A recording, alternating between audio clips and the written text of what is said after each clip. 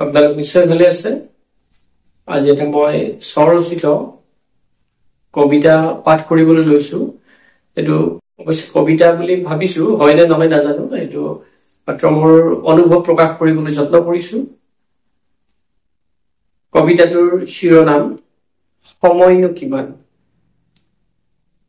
সময়নো কিমান, বিশ্বাসৰ পৰা বিশ্বাসহীনতালৈ, প্ৰেমৰ পৰা খুব হতাশালৈ, কৈশোৰৰ পৰা যৌৱনলৈ,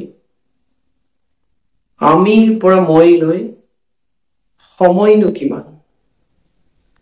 বান্ধোনৰ পৰা বিচ্ছেদলৈ, আঘোণৰ ধাননিৰ পথাৰৰ পৰা ফাগুনৰ উদং পথাৰলৈ, সময়নো কিমান।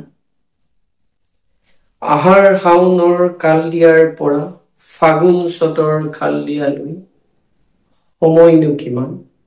কিন্তু বিশ্বাসহীনতাৰ পৰা বিশ্বাসলৈ, বিচ্ছেদৰ পৰা বান্ধোনলৈ, খুব হতাশাৰ পৰা প্ৰেমলৈ, মইৰ পৰা আমিলৈ, বহু যোজন বাট।